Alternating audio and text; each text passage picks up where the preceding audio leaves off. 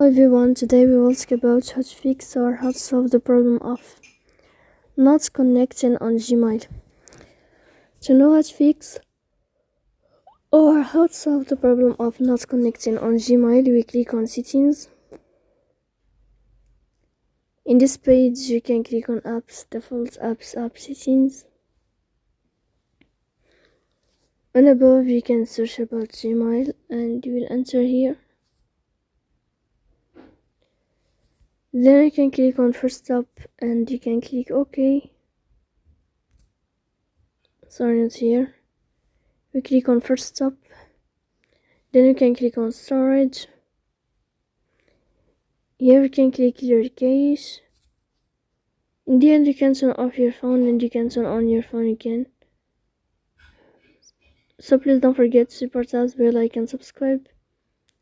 See you next time.